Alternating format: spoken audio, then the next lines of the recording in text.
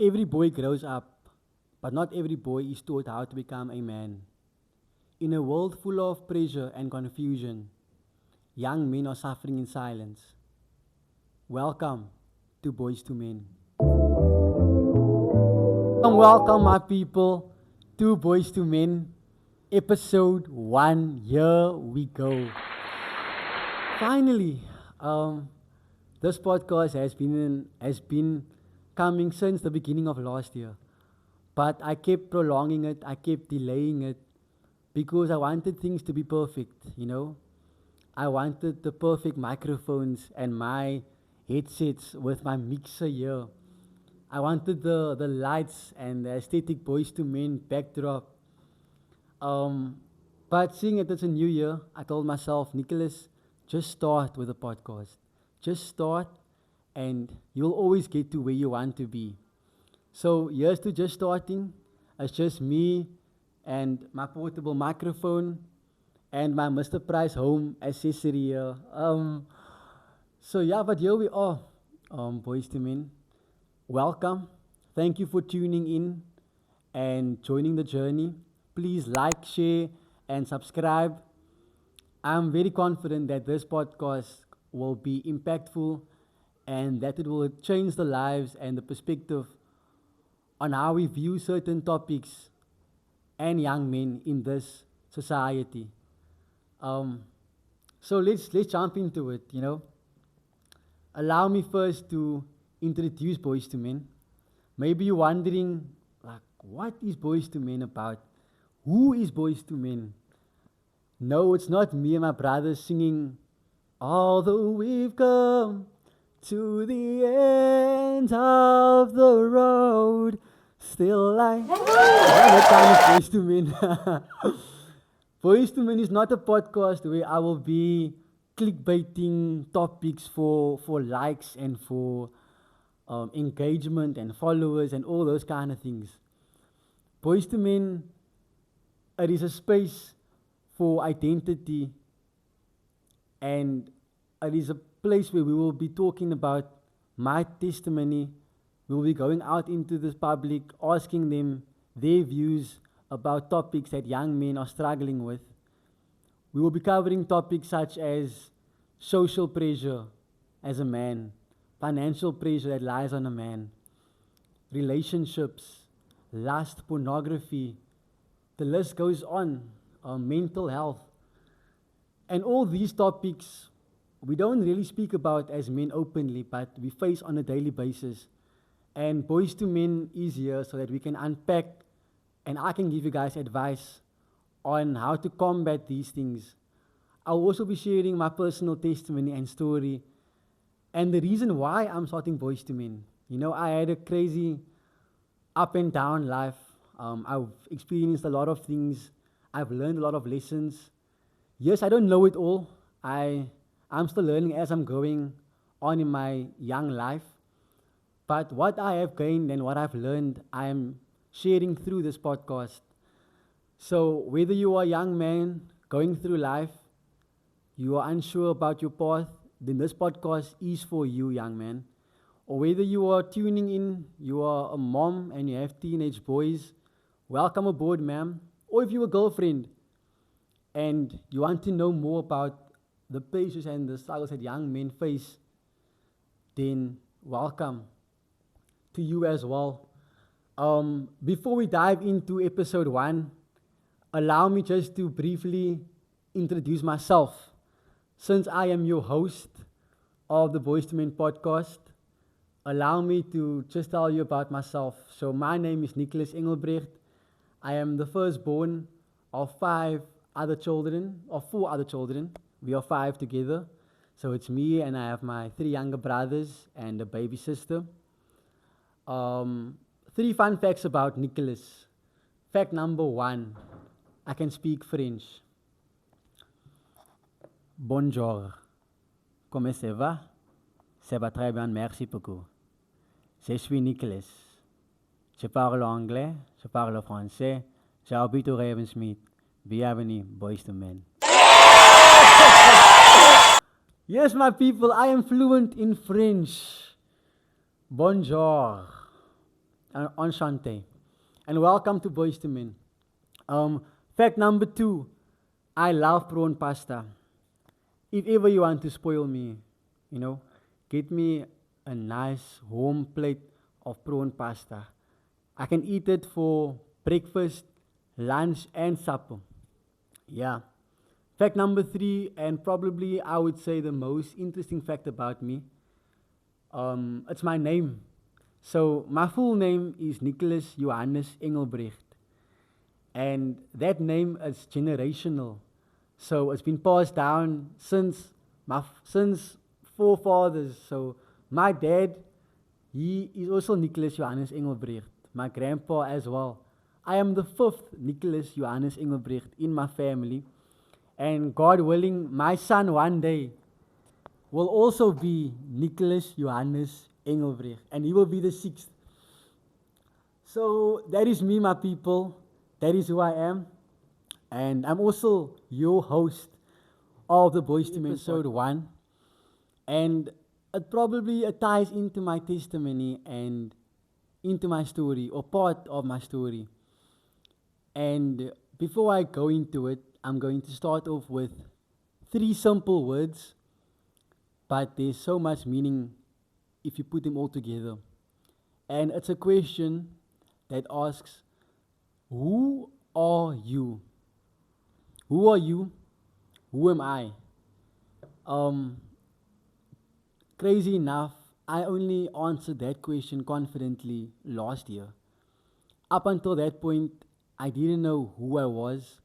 I was so insecure within myself, and I was basing my life off the perception of other people and their beliefs or their views of me. So I want to ask you, take the time, ask yourself, who am I? Not who my mom thinks I am, or what my girlfriend wants me to be, or who she wants me to be. Who are you when everything is taken away from you? It's just you and your thoughts. There's no Instagram feed where we can see your photos and who you are. Who are you when there's nobody around? You know, in my opinion and what I've seen in our world today, is that young men, they struggle with that question. There's a big crisis with their identity, because the world is telling them who they should be and what they should be. They are influenced by social media posts and all these influences. There's their mom saying this. They want to now impress their friends and girlfriends, and it filters into adult life. They are grown men, fathers, that still struggles with their personal identity, and they now identify maybe as just a dad. Or but the question that I want to ask you is, who are you and what do you stand for and what are your beliefs? If you have that and you are solid in that foundation, then you won't be wavered or be washed or blown from side to side by peer pressure, by social pressure. And I believe that all that our problems that we as young men that we go through on a daily basis, it stems from that one question, the who am I question. So allow me to just share briefly my personal struggle with that question. So in grade 9 and grade 10, I went through such a big crisis that it affected me till even after matric and after school. And that crisis is my identity crisis. I didn't know who I was, and I based who I was at the time of someone else's identity. We all know Damien Willemse, right? Two-time Rugby World Cup winner, the youngest to do so. And he has a nickname, Gaza. And during my rugby playing days, I was a big Willemse fanboy. Even today, I'm one of his biggest fans. And I then told my teammates and I told my classmates to start calling me Gaza, man. I am now Damien Willem. I'm now Gaza. And I changed my Instagram handle, which at the time it was Nicholas Engelbrecht. I changed my handle to apparently it's Gaza. So everywhere I went, I told people, nah, call me Gaza, call me Gaza.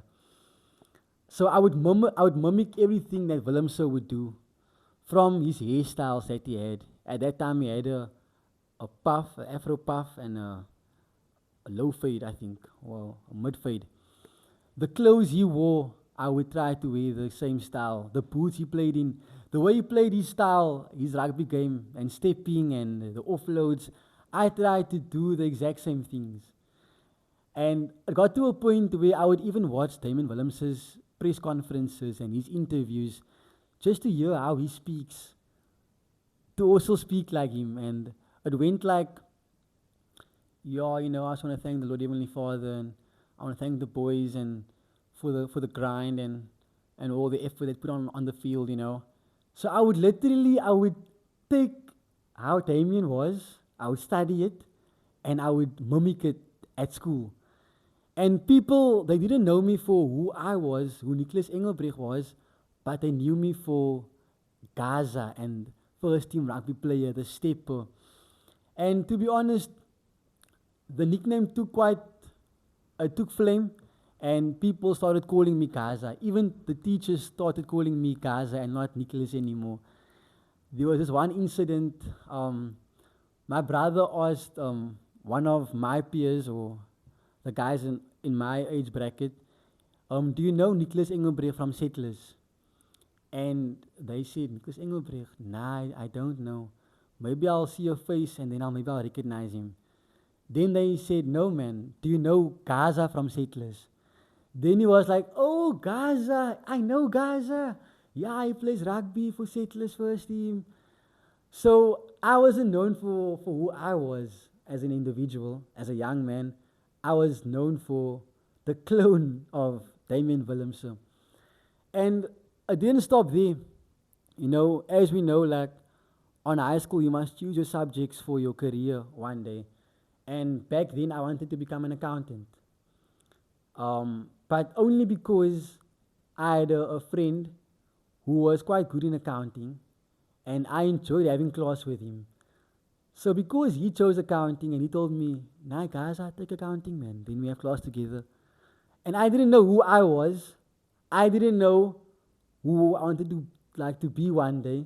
So I said, nah, okay, I'll take accounting also. Meanwhile, every class I was cooked. Grade 10, okay, I survived. I done well in grade 10, grade 11. Matric, seeing that I was in the class of 2020, pandemic year, the most difficult year in my life probably. Being at home for 6 months, mind you, I am a in-person learner, so I have to be in class. Yes, ma'am. That question, what's that question, ma'am? Okay. Sharp. I can't do this online, or I struggle to do the online classes.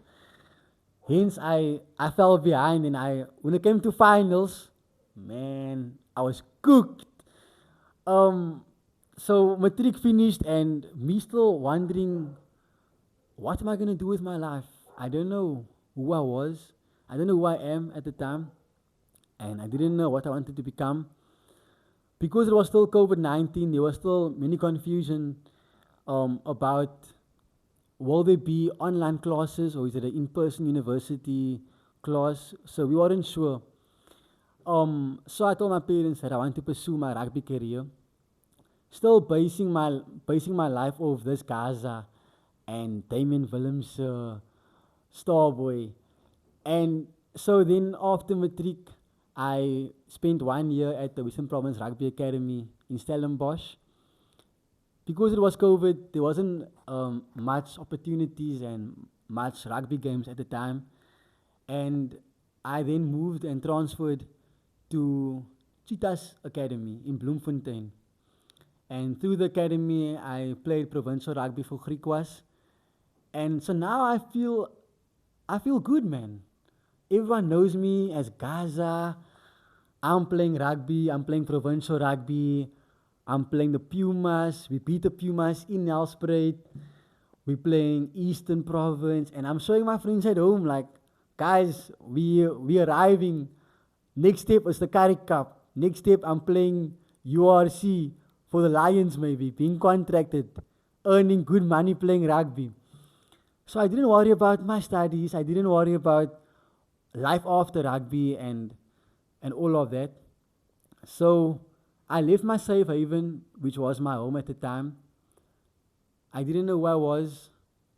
Um, Went to a different province, different rugby culture, and now I'm exposed to all these things that has become a big problem in our world today. Alcohol, clubbing, there was girls, and it's just a lot of things that I wasn't accustomed to. But because I wasn't rooted within myself, I didn't know what I stood for. I didn't know who I was. I was blown by peer pressure. The guys would say, Owens, after the game, we go to this place. So there was a place in Bloemfontein. The name is Dalamala. This club's name is Dalamala. So the guys after the game, they would go to Dalamala. They also had their version of Long Street in Bloemfontein. So I went through that weird transitional phase, you know. But then life really hit me where, so the season ended and I never received my professional contract. And now I'm like, okay, I come home, accounting marks. I'm like, hey, bana, hey, bana. So now I'm not studying, I'm not working, there's no rugby contract. Because there's no rugby, and that was my foundation and in who I based my identity upon. Now I didn't know who I was. So for a year and a half, I was unemployed. And it was so difficult and a challenging time in my life. I was depressed. The curtains in my room were closed. Netflix, whole day. I didn't want to go out. Mind you, people see they all saw me on social media posting about Griquas and me touring and doing all these things. And now they see me every day here in Ravensmead. And like, Gaza, what happened to the rugby? Like, are you still playing for Griquas? And that was the worst question that I ever had to endure. So what are you doing now? Like, what are you busy with now? And where's the rugby? And so where's Gaza now? Like, so now I wasn't Nicholas anymore. I was, I wasn't Gaza anymore. I didn't know who I was. And it led to me going through difficult times in my life. And I really struggled during that phase. I felt so lost within myself. And maybe you're listening and maybe you relate to feeling or clinging your identity on one specific person or one specific thing. You know, as human beings, we feel comfortable when we feel connected with something or we are attached to something. So we sometimes we cling our identities on specific things. There's been stories of military people that after military they no longer they still have that same ways of the military times because their identity is based on the training that they endured and the war and all those kind of things. Likewise, there are times where girlfriends or boyfriends they base their identity solely on I'm a boyfriend, I'm a girlfriend. And that's their personality. That's all they are on about. So I want to ask you and really reflect on your life. Yay. Really reflect on your life. And is there something that you are still clinging on that maybe isn't your identity? Maybe you are doing something because you were told to do that or forced to do that. And maybe you are perceived in a way that you want to change. You know, sometimes we made mistakes in the past, and people sometimes still hold on to what how we were back then, and you now want to change the way you want to move forward in your life. You have a chance now to rewrite your identity, or actually to just fine tune it. If there are things that you no longer want to stand for, then don't do it. But you have to understand the importance of knowing who you are. Because if you know who you are, you won't be wavered by life challenges and peer pressure. If only I knew who I was back then in grade 8 and grade 9 or grade 10, and I said, no, I am Nicholas Engelbrecht. No matter what happened with COVID or with rugby, I would still be so secure within myself and say, no, this is who I am. I am Nicholas. I do this for a living. I do that. Rugby didn't work out without being ashamed because I know who I am. But that wasn't the case at that time. But now you have a chance, through my story and through my testimony, you can rewrite the who you are question and really believe and stand on those words. So once you know who you are, when peer pressure comes to you and your friends say, no, let's do this and let's go here, even though you don't want to do it, because you have a new identity, don't do it, my guy. Stand on who you want to be and who you want to become one day. I promise you, maybe it won't be easy in the beginning. It might be a lonely walk. There might be even more challenges coming your way. But stay rooted within your identity. Love yourself, man. Love yourself. Don't try to be someone who you're not. Learn from me. If I didn't wake up sooner, or if I woke up later in life, where would I have been? Still playing rugby, Gaza, Gaza. So yeah, man, love yourself. Say who you are. Tell people who you are, your new identity. And if you are struggling with your identity, you feel free to send me a DM on Boys to Men Podcast on Instagram, and you can schedule a coffee meetup, and you can tell me your story. I'll listen to you, and I would give advice based on what I think is fit. See me as an older brother, but I do look forward in seeing your new identity and seeing the growth within it. Not your identity that people want you to be, but you when everything is taken away from you. Ask yourself, who am I if everything is taken away from me? There's no girlfriend, no cell phone. It's just me and my thoughts. Who am I? That's the real you. That right there, when nothing is with you, that is the real you. So as the saying goes, may the real you stand up.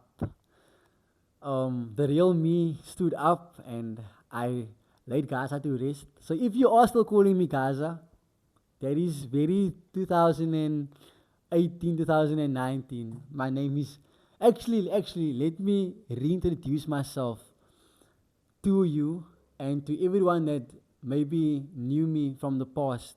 Let's start now, guys. Let's start by reintroducing ourselves to people that maybe still cling on to the old us. So I'll go first. My name is Nicholas Engelbrecht. I am a Christian and I base my life on the Word of God. My purpose in life is to better and improve the lives of our young people today. I love my dog. I love life, man. Really, I'm a caring person. I still play rugby. I still enjoy rugby, but I don't make it my sole identity anymore. But that is me in a nutshell. Who are you? Ask yourself the question, who are you? Like, share, subscribe. This is Boys to Men, as I said, where we will be talking openly and honestly about things that young men deal with. If you enjoyed the episode, share it. to your friend and to your colleague. This is Boys to Men, a podcast where we just don't grow up boys, but we grow up men for tomorrow.